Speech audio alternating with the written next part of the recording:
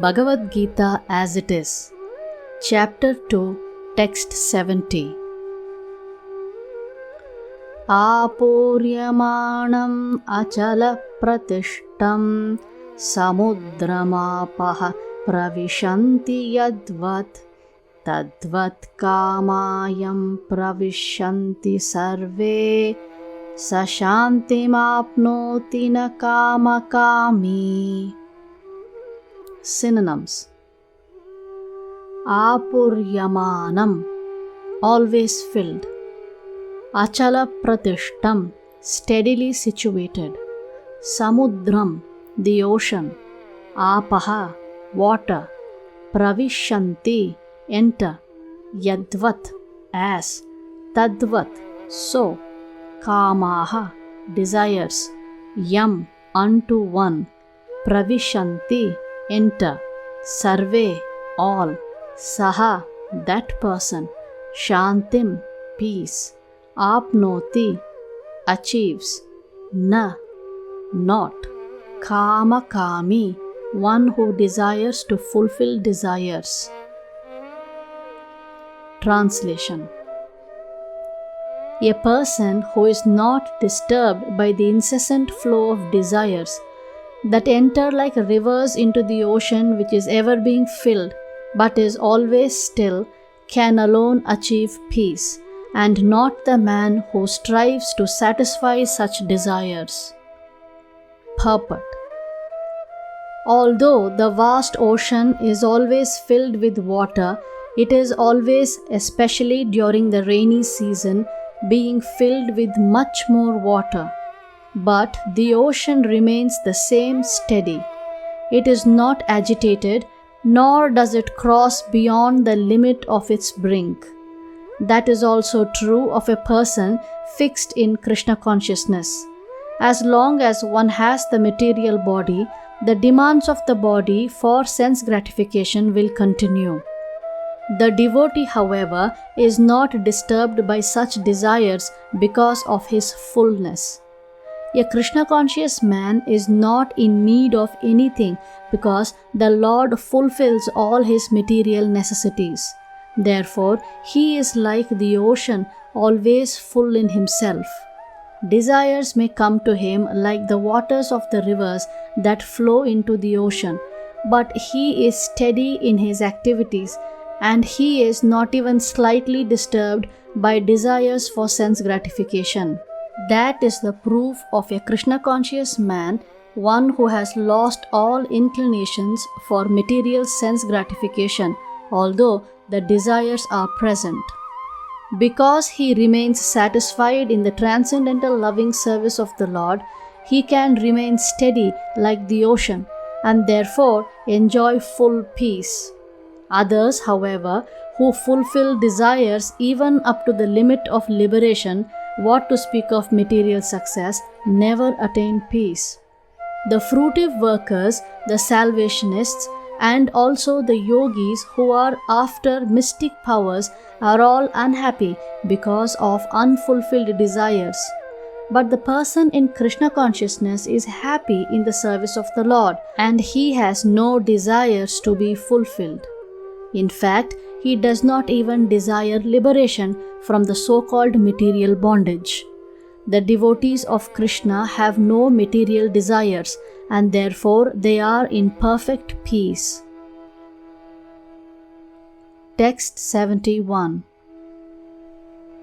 Vihaya kaman yah sarvan pumams charati nisprahaha nirmamo nirahankaraha shashantim adhigacchati. Synonyms: Vihaya, after giving up. Kaman, all material desires for sense gratification. Yaha, the person. Sarvan, all. Puman, a person. Charati, lives. Nisprahaha, desireless. Nirmamaha, without a sense of proprietorship. Nirahankaraha, without false ego. Saha, all. Shantim, perfect peace. adhigacchati, attains. Translation. A person who has given up all desires for sense gratification, who lives free from desires, who has given up all sense of proprietorship and is devoid of false ego, he alone can attain real peace. Purport. To become desireless means not to desire anything for sense gratification. In other words, desire for becoming Krishna conscious is actually desirelessness.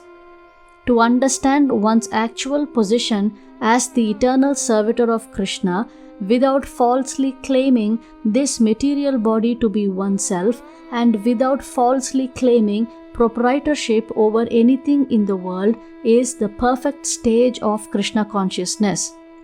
One who is situated in this perfect stage knows that because Krishna is the proprietor of everything, therefore everything must be used for the satisfaction of Krishna. Arjuna did not want to fight for his own sense satisfaction, but when he became fully Krishna conscious, he fought because Krishna wanted him to fight. For himself, there was no desire to fight, but for Krishna, the same Arjuna fought to his best ability. Desire for the satisfaction of Krishna is really desirelessness. It is not an artificial attempt to abolish desires. The living entity cannot be desireless or senseless, but he does have to change the quality of the desires. A materially desireless person certainly knows that everything belongs to Krishna. Ishavasyam idam sarvam. And therefore, he does not falsely claim proprietorship over anything. This transcendental knowledge is based on self-realization, namely, knowing perfectly well that every living entity is the eternal part and parcel of Krishna in spiritual identity, and therefore the eternal position of the living entity is never on the level of Krishna or greater than him. This understanding of Krishna consciousness is the basic principle of real peace. Text 72.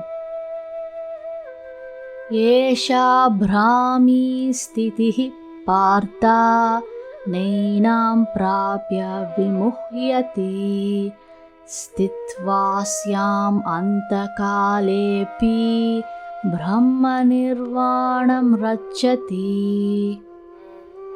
Synonyms. Esha, this. Brahmi, spiritual. Stitihi, situation. Partha, O son of Pritha. Na, never. Yenam, this. Prapya, achieving.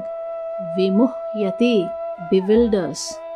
Stitva, being so situated. Asyam, being so. Antakale, at the end of life. Api, also. Brahma Nirvanam, spiritual kingdom of God.